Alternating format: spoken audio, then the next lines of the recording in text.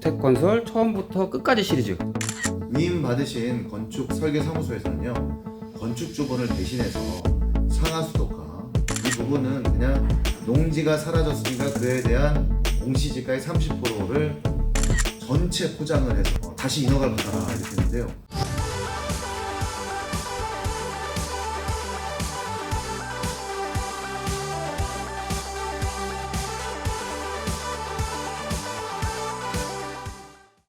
안녕하세요, 대표님. 네, 안녕하세요, PD님. 네, 오늘부터 특별한 시리즈를 또 준비하셨다고요?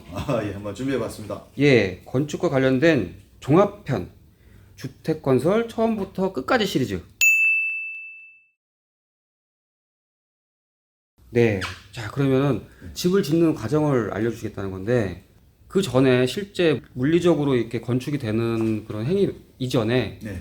그 행정적으로 준비할 게 굉장히 많다고 들었어요. 예. 그거에 대해서 간단하게 우리.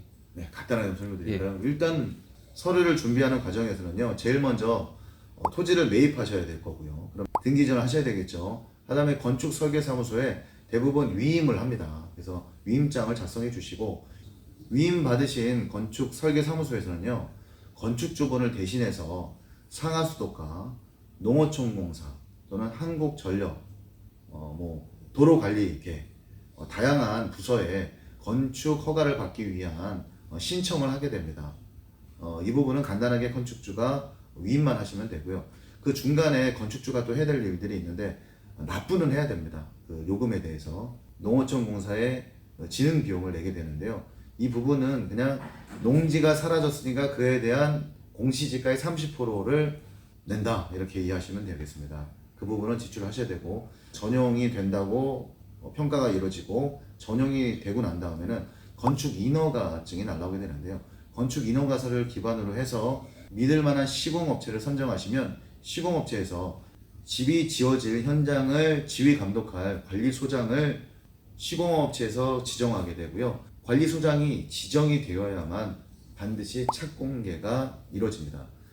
착공계라는 건요, 착공계가 내지고 나야 이제 공사를 들어가야 된다 이렇게 하시면 되는데, 예전에는 건축주가 곧 시공자가 될 수도 있었고, 시공자가 된 건축주가 따로 전문의를 부르지 않아도 공사를 진행할 수가 있었습니다. 스스로 내 집을 짓는 거죠.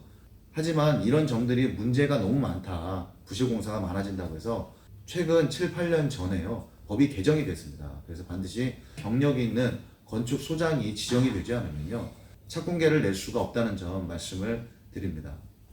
경험이 없는 건축주나 또는 시공사에서는요, 착공계를 내지 않고 본인 임의대로 옛날 생각하고서 이렇게 토지를 개간한다거나 돌담을 쌓는다거나 그런 분들이 계시거든요. 그러면 절대로 안 됩니다. 요즘에는요, 매우 엄격해져서 착공계를 내기 전에 개발 행위를 조금이라도 땅을 긁거나 또는 돌담을 싸면 다시 원상복구를 한 상태에서 다시 착공계를 내기 때문에 주의할 점은요, 착공계가 확실하게 떨어지기 전까지는 절대로 해당 토지를 아무런 작업을 하시면 안 됩니다. 예.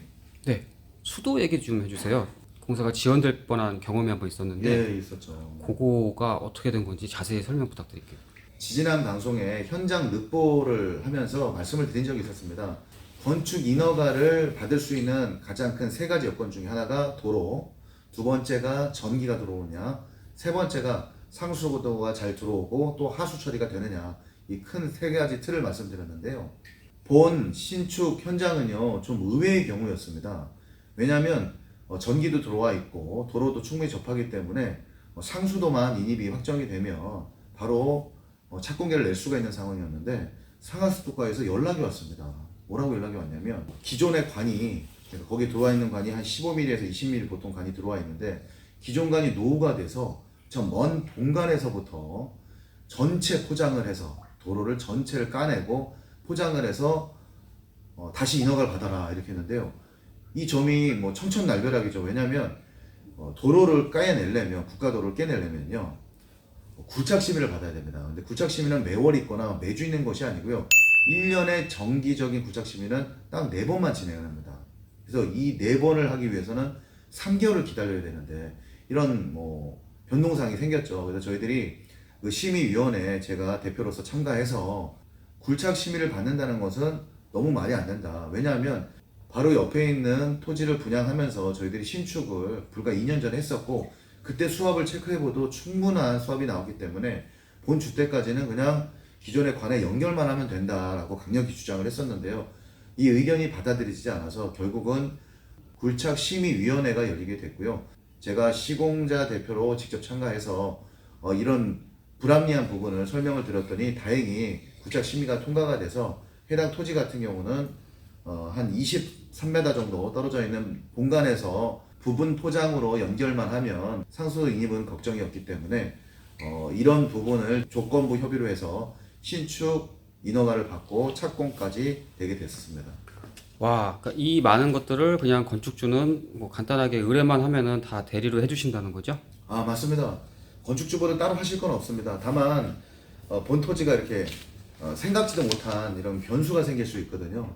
이런 부분들은 경험이 많은 시공업자만이 이렇게 수월하게 해결할 수 있고요. 또 빠르게 대처할 수 있으니까 이런 부분들 잘 감안하셔가지고 믿을 만한 시공업체를 결정하시는 게 제일 중요하다고 볼 수가 있겠습니다.